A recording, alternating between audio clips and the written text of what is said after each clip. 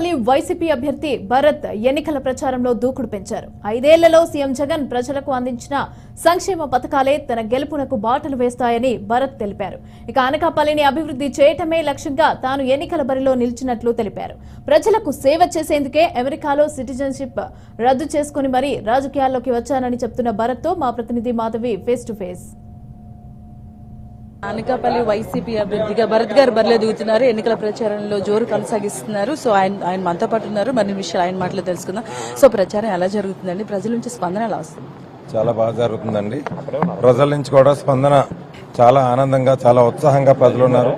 జగన్మోహన్ రెడ్డి గారు 5 సంవత్సరాల పాటు ప్రతి కుటుంబానికి చేస్తున్నటువంటి సంక్షేమం ఏ విధంగానైతే వాళ్ళందరూ తీసుకున్నారో, రేపు మే 13వ తారీఖున జరగబోయే ఎన్నికల్లో వాళ్ళందరూ ఫ్యాన్ గుర్తుకు ఓటేసి జగన్మోహన్ రెడ్డి గారిని మా పెద్ద కొడుకులా భావిస్తున్నాం, మా కొడుకులు కూడా చేయలేనటువంటి సంక్షేమం మాకు ఇస్తున్నారు, తప్పకుండా జగన్మోహన్ రెడ్డి గారిని గెలిపిస్తామని ప్రజలందరూ చాలా ఆనందంగా, స్వచ్ఛందంగా ఈ సభలకు కానీ ర్యాలీలకు కానీ రావడం జరుగుతుంది. అండ్ అలాగే అక్కడ చూసుకుంటే మీకు ప్రత్యర్థిగా మాజీ మంత్రి వర్యులు ఉన్నారు. మీరు మొదటిసారి ప్రత్యక్ష రాజకీయాలు ఉన్నారు. మీరు వారికి అడ్డుకట్ట వేస్తారనుకుంటున్నారు? మరి తప్పకుండా, అంటే అవతల ఎంత సీనియర్ అయినా కానీ మా గురువులు కానీ, ఇప్పుడు పెద్దలు దిలీప్ గారు కానీ, ఇక్కడ ఉన్నటువంటి నాయకులు అందరూ కూడా నాకు ఈరోజు గురువులు నాకు అండగా ఉంటూ 3 నెలల నుంచి కూడా వాళ్ళందరూ అండగా ఉండి వాళ్ళు వెనకుండి నడిపించి ఈరోజు ఈ స్థాయికి తీసుకొచ్చారు. రేపు గెలవబోతున్న మెజారిటీ ఎంత అనే దానిపైనే ఈరోజు మా ప్రయత్నం అంతా. తప్పకుండా అనకాపల్లిలో వైఎస్ఆర్ కాంగ్రెస్ పార్టీ జెండా ఎగరవేయబోతున్నాం. అండ్ అలాగే ముఖ్యంగా మీ పైన చేస్తున్న విమర్శలు చూస్తే ఆధార్ కార్డు కూడా లేదు ఇక్కడ స్థానికంగా, అలాంటి వ్యక్తిని తీసుకొచ్చి నిల్చోబెట్టారు. మీ సమస్యలు ఏం తెలుస్తానంట, మీరు ఇక్కడ గుర్తించిన సమస్యలు ఏంటి, ఆ విమర్శలకు మీరు ఇచ్చే ప్రతిపాదన? అవన్నీ అబద్ధపు విమర్శలు. నా సిటిజన్షిప్ క్యాన్సిల్ చేసుకుని ఇక్కడికి రావడం జరిగింది. అమెరికా వదిలేసి వచ్చాను. ఆధార్ కార్డు నాకు ఉంది. వాళ్ళు కరెక్ట్గా చూసుకొని ఇలాంటి విమర్శలు చేస్తే బాగుంటుంది. నా సిటిజన్షిప్ కూడా క్యాన్సిల్ చేసుకున్నా 2 సంవత్సరాల ముందే.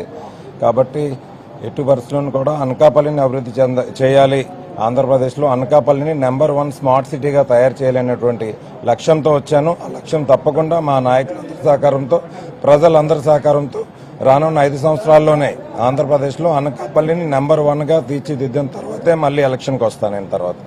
అలాగే ఇక్కడ మీరు ముఖ్యంగా అనకాపల్లికి సంబంధించి ఏ సమస్యలు గుర్తించారు, వారికి ఎలాంటి భరోసాను కల్పిస్తున్నారు సార్?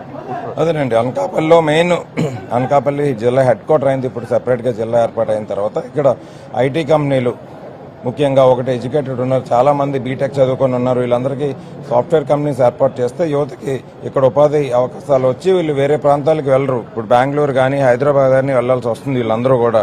సో మా అనకాపల్లిలోనే ఈ కంపెనీలు ఏర్పాటు చేస్తాం. నేను గెలిచిన ఫస్ట్ 30 రోజుల్లోనే 2-3 కంపెనీలు ఏర్పాటు చేయగల సత్తా ఉన్నోనే అది చేసి చూపిస్తా.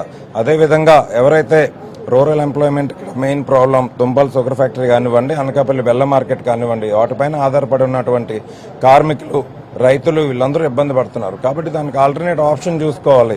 అంటే షుగర్ ఫ్యాక్టరీని వేరే విధంగా చేయాలా, దానిపైన ఆధారపడి ఉన్నటువంటి రైతులకు ఏ విధంగా ఉపాధి కల్పించాలి అనేటువంటి ఒక మంచి ప్రాజెక్ట్ రిపోర్ట్ నేను సీఎం గారికి ఇవ్వడం జరిగింది.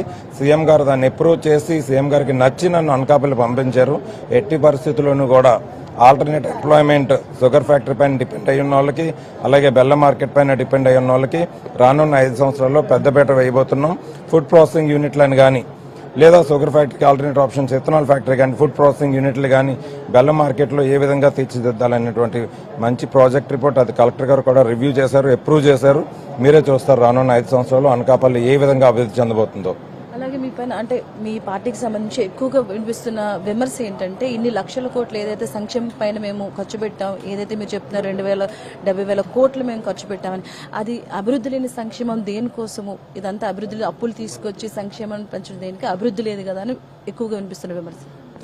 తెలుగుదేశం పార్టీ అలాగే జనసేన పార్టీ ఉమ్మడి మేనిఫెస్టో చూసాం, మొన్న 1 వీక్ బ్యాక్ రిలీజ్ అయింది. ఒకప్పుడు వీళ్ళందరూ కూడా విమర్శలు చేసిన వాళ్ళే డబ్బులు పనిచేస్తున్నారు, అప్పుల్లోకి వెళ్ళిపోతుందని. ఎక్కడి నుంచి తీసుకొద్దామని ఇన్ని హామీలు ఇచ్చారు మేనిఫెస్టోలో. అబద్ధపు హామీలన్నీ ఆ మేనిఫెస్టోలో పెట్టేసి ప్రజల్ని మభ్యపెట్టి అధికారం తీసుకుని ఏదో విధంగా పోయినసారి 3 సార్లు ఏ విధంగా మోసం చేశారో అదే విధంగా మోసం చేద్దామనేటువంటి ఉద్దేశంతో ఈ అబద్ధపు విమర్శలు అన్నీ చేస్తున్నారు. తప్పకుండా ఏ విధంగానైతే ఈ సంక్షేమం అందించారో జగన్మోహన్ రెడ్డి గారు రానున్న 5 సంవత్సరాలు కూడా ఏవైతే అమలు చేయగలమో అవే మేనిఫెస్టోలో పెట్టాం. ఇచ్చిన మాట ప్రకారం చేసి తీర్చి మాట తప్పని నాయకుడు జగన్మోహన్ రెడ్డి గారు కాబట్టి మేనిఫెస్టోలో అమలు చేసే హామీలు పెట్టి ఇప్పుడు అందిస్తున్న సంక్షేమాన్ని మెరుగుపరిచేలాగా ప్రజలందరూ అభివృద్ధి చెందాలని మేనిఫెస్టో రిలీజ్ చేస్తాం. గ్రామీణ ప్రాంతాలు అభివృద్ధి చెందితేనే మన రాష్ట్రం అభివృద్ధి చెందుతుంది. జగన్మోహన్ రెడ్డి గారు చక్కగా తెలివిగా ఆలోచించి ప్రతి గ్రామీణ ప్రాంతంలోని యువత అలాగే పేద మధ్యతరగతి కుటుంబాలు అభివృద్ధి చెందాలి, వాళ్ళు అభివృద్ధి చెందితేనే రాష్ట్రం అభివృద్ధి చెందుతుంది అనేటువంటి లక్ష్యంతో పరిపాలన కొనసాగిస్తున్నారు. అదేవిధంగా కొనసాగుతారు. ఆంధ్రప్రదేశ్ కూడా అభివృద్ధి చెందుతుంది తప్పకుండా. చివరిగా మీరు ఓటర్లకు ఇచ్చే సందేశం? నేను ఓటర్లకు ఇచ్చే సందేశం ఒకటేనండి, ఈ ఎలక్షన్ జగన్మోహన్ రెడ్డి గారి మొహం చూసి జగన్మోహన్ రెడ్డి గారిని మళ్లీ సీఎంగా చేసుకోకపోతే రాష్ట్రం ఏ విధంగా అతలాకుతలం అవుతుంది, ఏ విధంగా చంద్రబాబు నాయుడు గారు 3 సార్లు మోసం చేశారో ఆ పరిస్థితి తెచ్చుకోకుండా 5 సంవత్సరాలు జగన్మోహన్ రెడ్డి గారి పరిపాలన చూసి వాళ్ళ కుటుంబాలకి మంచి జరిగింది అని అనుకుంటే తప్పకుండా వాళ్ళని ఫ్యాన్ గుర్తుకు ఓటేయాలని కోరుకుంటున్నాను. అదేవిధంగా ఆంధ్రప్రదేశ్లో అభివృద్ధి అంటే ఏదో 100 అంతస్తులు డాబాలు మేడలు కట్టడం కాదు, కంపెనీలు కట్టడం కాదు. అలాంటి చంద్రబాబు నాయుడు గారు కట్టారు, ఎన్ని కూలిపోయినాయి కూడా 2-3 అమరావతిలో. ఇలాంటి ఏవి సినిమా యాక్టర్లను తీసుకొచ్చేసి డిజైన్ చేయించారు, ఆర్కిటెక్చర్ అన్ని. అలాంటి ఏం కాకుండా జగన్మోహన్ రెడ్డి గారు ఫ్రమ్ ద స్క్రాచ్ గ్రౌండ్ నుంచి కూడా ప్రతి గ్రామీణ ప్రాంతాన్ని అభివృద్ధి చేసి ఈ స్కూల్లో కూడా నాడు నేడు స్కూల్ అని స్మార్ట్ స్కూల్ ఏర్పాటు చేసి, అంటే ఇప్పుడు విద్యార్థులు రేపు 10 సంవత్సరాల తర్వాత వాళ్ళు మంచిగా విద్య నేర్చుకుని వాళ్ళు డెవలప్ అవుతారు అనేటువంటి లక్ష్యంతో చేస్తున్నారు. కాబట్టి ఓటర్లను ఒకటే కోరుకుంటున్నా, 5 సంవత్సరాలు జగన్మోహన్ రెడ్డి గారి పాలన చూడండి. చదువుకున్న వాళ్ళకి కూడా చెప్తున్నాను, చదువుకున్న వాళ్ళు ఎవరైతే ఈరోజు అటు ఇటు మాట్లాడుతున్నారో ఒక్కసారి ఆలోచించండి. ఎవరో సోషల్ మీడియాలో 2-3 ప్రోపగండాలు పట్టుకుని ఏదో సినిమా స్టార్లు ఎవరో వస్తున్నారని కాకుండా మీ గ్రామీణ ప్రాంతాల నుంచి వచ్చిన వాళ్ళు చాలా మంది ఉంటారు. మీ గ్రామానికి మేలు జరిగిందా లేదా, మీ కుటుంబాలకు మేలు జరిగిందా లేదా. ఇప్పుడు ఎవరైతే కొంతమంది ఈ ఎంప్లాయ్మెంట్ ఎవరైతే ఉద్యోగాలు చేసుకునే వాళ్ళు ఉన్నారో వాళ్ళు 1వ తారీఖున వాళ్ళ అమ్మాలకి ఇవ్వమన్నా కానీ 3,000 రూపాయలు ఇవ్వడానికి చేతులు రా వాళ్ళకి. అంటే వేరే ఇబ్బందులు కానివ్వచ్చు, వాళ్ళకి వచ్చే జీతాలు కానీ తక్కువ అవడం వల్ల. కానీ జగన్మోహన్ రెడ్డి గారు 2 విధాలుగా న్యాయం చేస్తున్నారు. ఒకటి, వాళ్ళ అమ్మాలకి ఎవరైతే ఈ పెన్షన్లు తీసుకుంటున్నారో వాళ్ళ పిల్లలకు కూడా న్యాయం చేస్తున్నారు. అంటే వాళ్ళకి వచ్చే జీతంలోని వాళ్ళ పేరెంట్స్కి సపరేట్గా ఇవ్వకుండా వీళ్ళకి ఇబ్బంది పడకుండా, అదేవిధంగా వాళ్ళ పేరెంట్స్ కూడా బాగా ఉంటారని.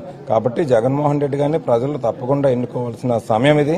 ఎట్టి పరిస్థితుల్లోనూ కూడా ప్రజలందరూ కూడా సిద్ధంగా ఉన్నారు. మళ్ళీ జగన్మోహన్ రెడ్డి గారు సీఎం అవబోతున్నారు.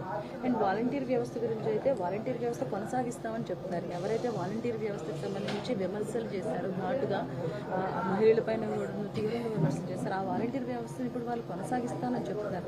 ఈ పరిణామాన్ని అదే ఇవన్నీ అబద్ధపు మాటలు. ఎలక్షన్ ముందు 6 నెలల ముందు వీళ్ళే వాలంటీర్లు దొంగలు దోచుకుంటున్నారు, గోల్డ్ సంచులతో వచ్చేసి కిడ్నాపులు చేస్తున్నారు, ఇవన్నీ చెప్పిన వాళ్ళు ఇప్పుడు ఎలక్షన్ ముందు ఓట్ల కోసం, ఓట్ల రాజకీయం ఏ విధంగానైతే చంద్రబాబు నాయుడు గారు కుట్రపూరిత రాజకీయాలు చేస్తారో అదేవిధంగా ఇప్పుడు కూడా చేస్తున్నారు.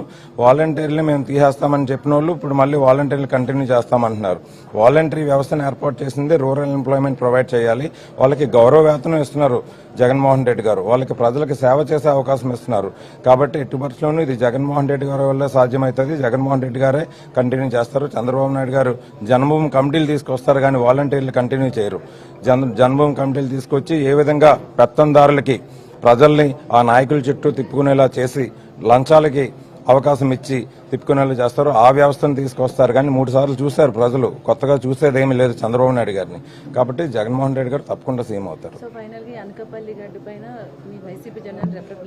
తప్పకుండా మా నాయకులు, మా కార్యకర్తలు, అనకాపల్లి ప్రజలందరూ ఆశీస్సులతో రేపు అనకాపల్లి అసెంబ్లీలోని పార్లమెంట్లోని వైఎస్ఆర్ కాంగ్రెస్ పార్టీ జెండా ఎగరవేయబోతున్నాం. అనకాపల్లిని ఆంధ్రప్రదేశ్లో నెంబర్ 1 సిటీగా మళ్ళీ వచ్చే ఎలక్షన్ లోపు చేయబోతున్నాం. Thank you so much Bharat గారు. సో మొత్తానికి చూసావా, అనకాపల్లి రూపురేఖలే మారుస్తామని చెప్తున్నారు. అలాగే తన అపోజిట్ గా ఉన్న వ్యక్తి ఎవరైనా సరే, ఎంత ప్రత్యర్థి ఎలాంటి వారైనా సరే, ఎంత సీనియారిటీ ఉన్న మాజీ మంత్రి అయినా కూడా వైసీపీ ఈసారి ఇక్కడ గెలవడం ఖాయమని చెప్తున్నారు. కెమెరా పర్సన్ ధనరాజ్తో మాధవీలత, BRK న్యూస్.